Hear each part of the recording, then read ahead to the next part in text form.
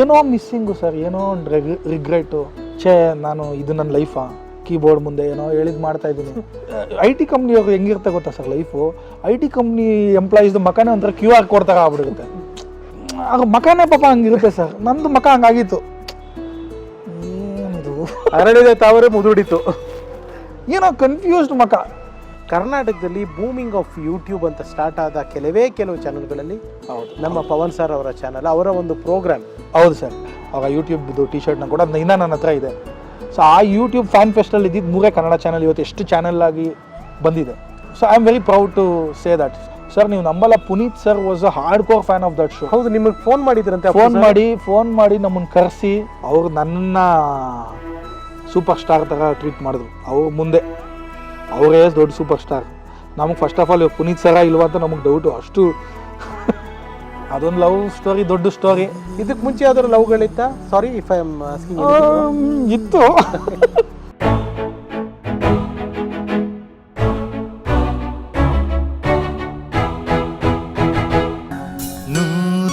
ನೂರೊಂದು ನೆನಪು. ಚಿಕ್ಕ ವಯಸ್ಸಲ್ಲಿ ನಮ್ಮ ಅಂಕಲ್ ಕರ್ಕೊಂಡೋಗಿದ್ರು, ನಮ್ಮ ಚಿಕ್ಕಪ್ಪ, ಕುಶಾಲನಗರದ ಹತ್ರ. ಅಲ್ಲಿ ಅವ್ರದ್ದೇ ಒಂದು ಸಿವಿಲೈಸೇಷನ್ ಇದೆ, ಅಲ್ಲಿ ಅವ್ರದ್ದೇ ಒಂದು ಬುದ್ಧ ಟೆಂಪಲ್ ಇದೆ, ಗೋಲ್ಡನ್ ಟೆಂಪಲ್ ಇದೆ, ಇದೆಲ್ಲ ಕೇಳಿದ್ದೆ ನಾನು.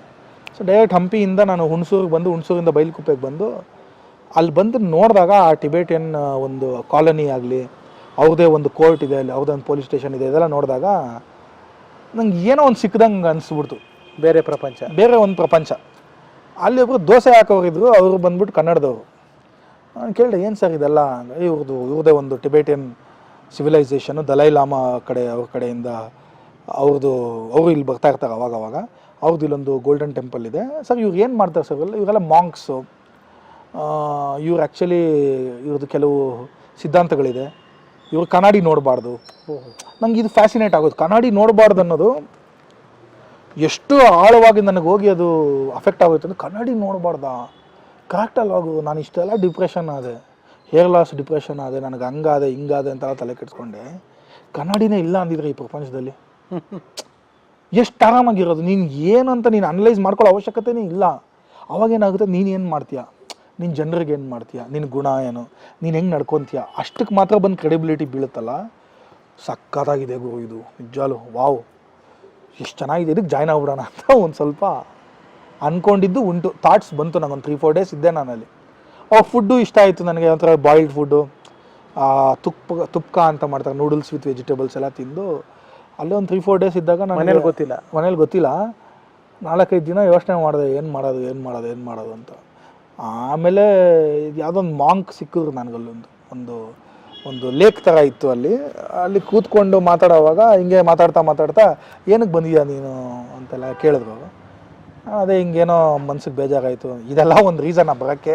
ಅವ್ರು ಹೇಳಿದ್ರು, ಇದೆಲ್ಲ ಒಂದು ರೀಸನ್ನೇ ಅಲ್ಲ, ನೀನು ಎಲ್ಲೋ ಕಳೆದಾಕೊಂಡು ಇಲ್ಲಿ ಬಂದು ಹುಡುಕ್ತಾ ಇದೆಯಾ, ಎಲ್ಲಿ ಕಳೆದಾಕೊಂಡಿದ್ಯಾ ಅಲ್ಲೇ ಹೋಗಿ ಹುಡುಕೋಗು ಅನ್ನೋ ರೀತಿಲಿ ಹೇಳಿ ಕಳಿಸಿದ್ರು. ಅದಾದಮೇಲೆ ನಾನು ಬಂದೆ. ಆ್ಯಕ್ಚುಲಿ ವಾಪಸ್ ಬಂದು ದೆನ್ ಅಗೇನ್ ನಾನು ಒಂದು ಕೋರ್ಸ್ನ ಮಾಡಿ, ಒಂದು ಟೆಕ್ನಿಕಲ್ ಕೋರ್ಸ್ನ ಮಾಡಿ, ಮತ್ತು ಲಕ್ಕಿಲಿ 2012 ಒಂದು ಜಾಬು, IT ಜಾಬು, ಪಕ್ಕ IT ಜಾಬ್ ಸಿಕ್ತು ಫಸ್ಟು. ಅದು ಇಂಟ್ರೆಸ್ಟಿಂಗ್ ಆಗಿದೆ, ಯಾಕಂದರೆ ನಾನು ಸಬ್ಜೆಕ್ಟ್ ಎಲ್ಲ ಓದ್ಕೊಂಡು ಎಲ್ಲ ರೆಡಿಯಾಗಿ ಹೋದಾಗ ಅವ್ರು ಜಸ್ಟ್ ಒಂದೇ ಒಂದು ಕ್ವಶನ್ ಕೇಳಿದ್ರು interviewer, Pavan tell me about yourself ಅಂತ. 45 ನಿಮಿಷ ಹಿಂಗೆ, ಮೇಡಮ್ ನಾವು ಹಂಗೆ ಮಾಡಿದೆ ಮೇಡಮ್, ಹಂಗಿಂದ ಹಿಂಗೆ ಬಂದೆ ಮೇಡಮ್, ಹಿಂಗೆ ಬಂದೆ ಮೇಡಮ್. ಆ ಟೆಕ್ನಿಕಲ್ ಕಡೆ ಬರಲಿಲ್ಲ ಅಮ್ಮ.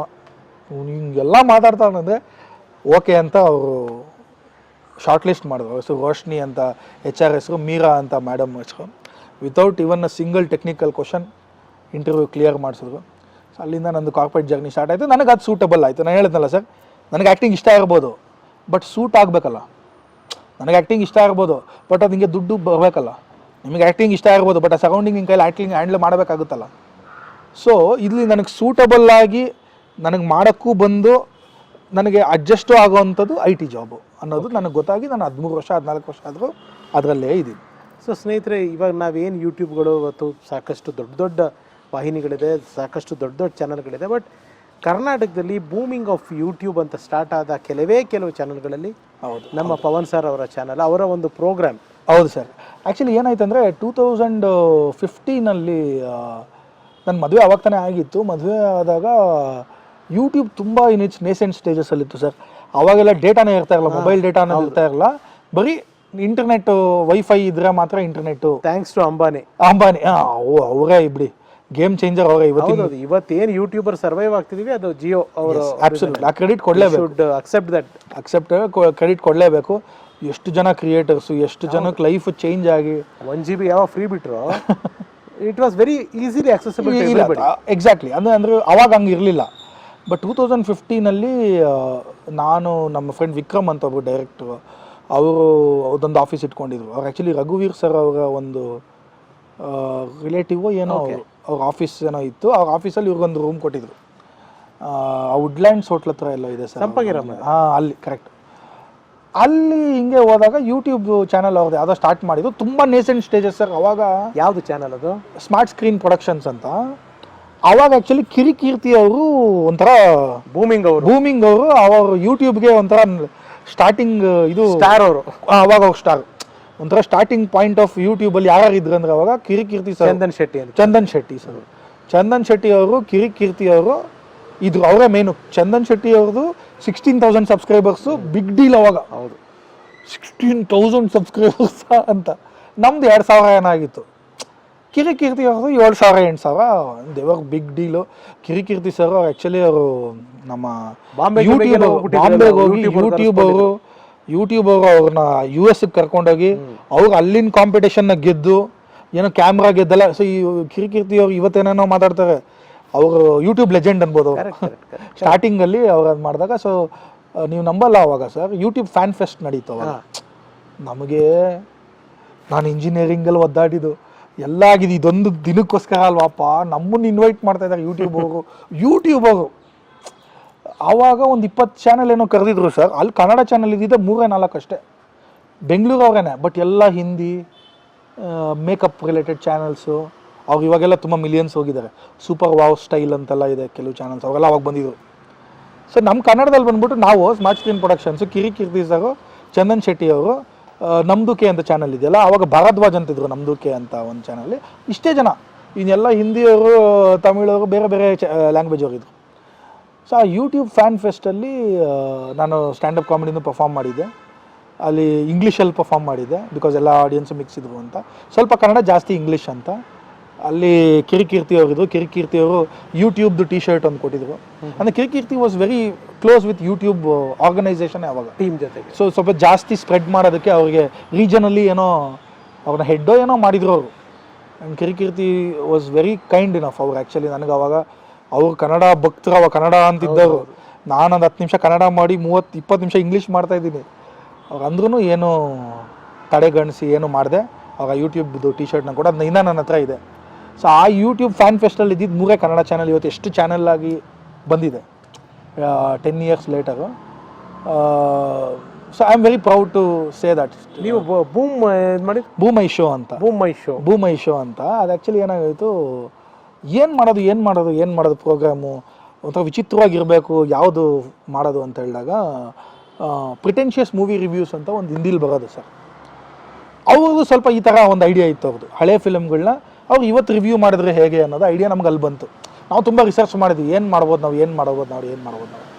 ಸೊ ನಾವೇನು ಅಂದ್ಕೊಂಡು ಮೈ ಮಗ್ ಆಫ್ ಬಿಯರ್ ಅಂತ ಒಂದು ಶೋ ಮಾಡಿದ್ದೆ ನಾನು ಆವಾಗಲೇ. ಮೈ ಮಗ್ ಆಫ್ ಬಿಯರ್ ಅಂತ. ಅದು ಫಿಲ್ಮ್ ಬಗ್ಗೆ ಇನ್ಫಾರ್ಮೇಷನ್ ಕೊಡೋದು, ಯಾವುದೋ ಮುಂದೆ 1 ವರ್ಷ ಆದಮೇಲೆ ಬರೋ ಫಿಲ್ಮ್ ಬಗ್ಗೆ ಇವತ್ತೇ ಮಾತಾಡೋದು. ಅದೊಂದು ಸ್ವಲ್ಪ ಚೆನ್ನಾಗಿ ಓಡ್ತು.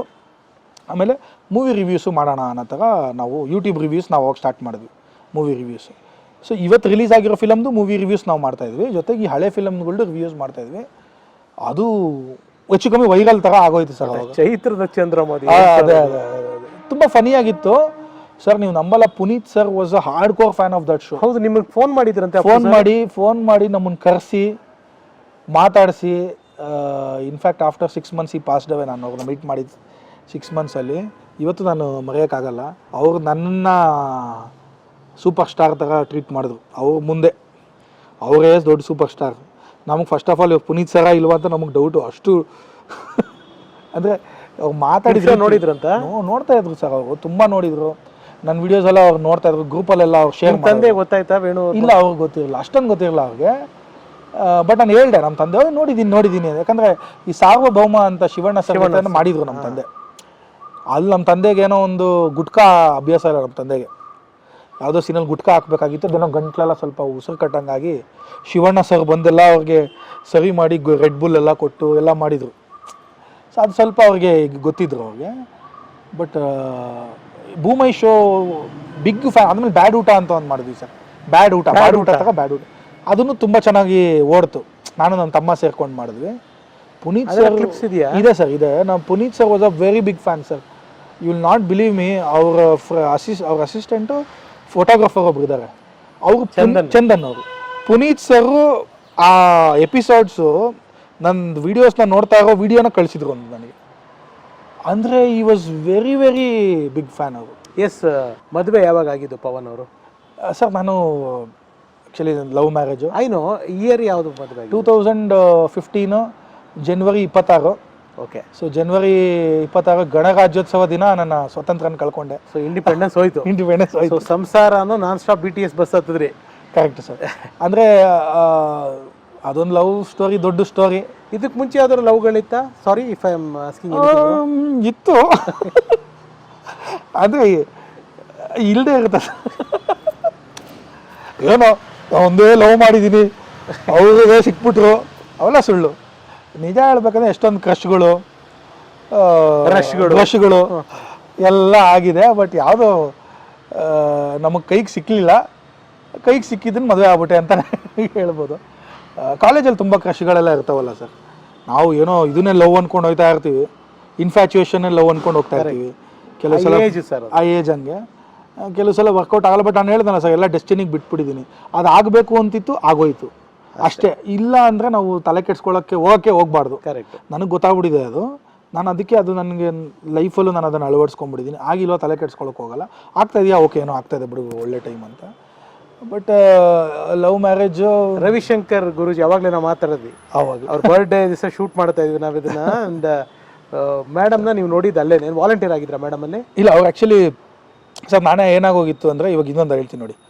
IT ಜಾಬ್ ಏನೋ ಸಿಕ್ಬಿಡ್ತು, ಬೈಲ್ಕುಪ್ಪೆಯಿಂದ ಬಂದೆ IT ಜಾಬ್ ಸಿಕ್ಬಿಡ್ತು. ಒಂದು ವರ್ಷ IT ಜಾಬ್ ಆಯಿತು. ಯಾಕೋ ಏನೋ ಕಿಕ್ಕಿಲ್ಲಲ್ಲ ಅಂತ. ಇದು ಪವನ್ನ ದಶಾವತಾರಗಳು ಅಂತ ಮಾಡ್ಬೋದಲ್ಲ? ಮಾಡ್ಬೋದು. ಬಟ್ ನಂದು ಲೈಫಲ್ಲಿ ಏನು ಗೊತ್ತಾ ಸರ್, ನನಗೆ ಕನ್ವಿಕ್ಷನ್ ಮೇಲೆ ತುಂಬ ಭರವಸೆ ಇದೆ ಸರ್. ನನ್ನ ಪ್ರಕಾರ ನೀವು ಕನ್ವಿಕ್ಷನ್ ಇಟ್ಟು ಯಾವುದೇ ಕೆಲಸ ಮಾಡಿ, ಅಥವಾ ಕನ್ವಿಕ್ಷನ್ ಇರೋ ಯಾವುದೇ ಕೆಲಸ ಮಾಡಿ, ಅದು ಸಕ್ಸಸ್ ರೇಟ್ ಜಾಸ್ತಿನೇ ಇರುತ್ತೆ. ಕನ್ವಿಕ್ಷನ್ ಇರಬೇಕು. ಇವಾಗ ನೋಡಿ, ಉಪೇಂದ್ರ ಮಾಡುವಾಗ ಕನ್ವಿಕ್ಷನ್ ಇಟ್ಕೊಂಡು ಹೋದ್ರು. ಆ ಉಪೇಂದ್ರ ಫಿಲ್ಮ್ ಆಯಿತು. ಅವ್ರ ಕೈಲಿ ಇವಾಗಲೇ ನೀವು ಇನ್ನೊಂದು ಫಿಲ್ಮ್ ಮಾಡಿ ಅಂತೇಳಿ ಅದೇ ಥರ ಮಾಡೋಕ್ಕೆ ಅವ್ರೇನು ಹೇಳ್ತಾರೆ, ಅದೇ ಫಿಲ್ಮ್ ಇನ್ನೊಂದ್ಸಲ ನೋಡಿ ಅಂತಾರೆ. ಹೌದು, ಎಕ್ಸಾಕ್ಟ್ಲಿ. I know that. ಆ ಎನರ್ಜಿ ಕರ್ಕೊಂಡು ಹೋಗುತ್ತೆ ಸರ್ ಅದು. I believe in that. So ನನಗೆ ಒಂದು ಐಡಿಯಾ, ವೀಡಿಯೋಸ್ ಮಾಡೋವಾಗಲೂ ಅಷ್ಟೇ, ಈ ಐಡಿಯಾ ಇದು ಕರೆಕ್ಟಾಗಿದೆ ಅಂದರೆ ನನಗೂ ನನ್ನ ತಮ್ಮಗೂ ತುಂಬ ಜಗಳಗಳಾಗ್ಬಿಟ್ಟಿದೆ. ಅದು ಮಾಡಲೇಬೇಕು. ನಾನು ಅದು ಮಾಡಿದರೆ ನಂಗೆ ನೆಮ್ಮದಿ ಸಿಗಲ್ಲ ನನಗೆ. ಅಷ್ಟು ಬಿಟ್ಟರೆ ಬೇರೆ ಏನೂ ಇಲ್ಲ. ಸೊ ನಾನು ಆ ಟೈಮಲ್ಲಿ ಕಿಕ್ ಅಂತಲ್ಲ, ಏನೋ ಇನ್ಕಂಪ್ಲೀಟು. ಸರ್ IT ಜಾಬ್ಗೆ ಹೋಗ್ತಾ ಇದ್ದೀನಿ, ಸಂಬಳ ಬರ್ತಾಯಿದೆ, 18,000 ರೂಪಾಯಿ ಸಂಬಳ ಬರ್ತಾ ಇದೆ. ಮನೆಯಲ್ಲಿ ಹ್ಯಾಪಿ? ಅವಾಗ ಅಪ್ಪ ಮನೆಯಲ್ಲಿ ಹ್ಯಾಪಿ. ಏನೋ ಮಿಸ್ಸಿಂಗು ಸರ್, ಏನೋ ಒಂದು ರಿಗ್ರೆಟು. ನಾನು ಇದು ನನ್ನ ಲೈಫಾ? ಕೀಬೋರ್ಡ್ ಮುಂದೆ ಏನೋ ಹೇಳಿದ್ದು ಮಾಡ್ತಾಯಿದ್ದೀನಿ. IT ಕಂಪ್ನಿಯವ್ರು ಹೆಂಗಿರುತ್ತೆ ಗೊತ್ತಾ ಸರ್ ಲೈಫು? IT ಕಂಪ್ನಿ ಎಂಪ್ಲಾಯೀಸ್ದು ಮಕ್ಕನೇ ಒಂಥರ QR ಕೋಡ್ ಥರ ಆಗ್ಬಿಡುತ್ತೆ.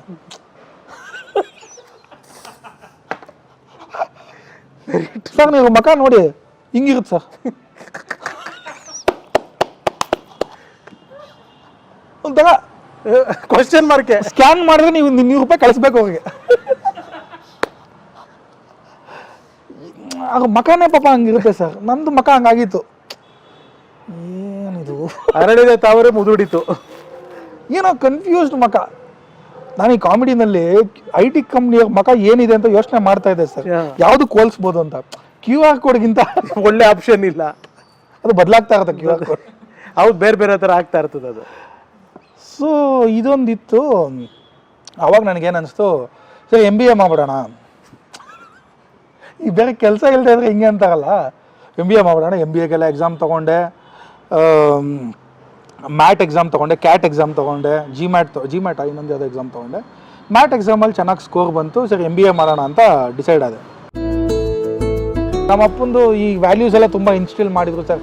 ಬೇರೆಯವ್ರದ್ದು ಆಸೆ ಪಡಬಾರ್ದು, ಚಿಕ್ಕ ವಯಸ್ಸಿಂದ ರಜನಿಕಾಂತ್ ಫಿಲಮ್ಗಳೇ ತೋರಿಸಿ, ಸಾಕ್ಷಾತ್ಕಾರನೇ ನೋಡಿ, ಸನಾದಿ ಅಪ್ಪಣ್ಣ ಡೈಲಿ ಇದೆ ನೋಡಿ ನೋಡಿ ನಮಗೆ ಜೀವನದಲ್ಲಿ ನಾವು ಎಲ್ಲ ತ್ಯಾಗ ಮಾಡ್ಬಿಡ್ಬೇಕು, ಇದು ಮೈಂಡ್ ಸೆಟ್.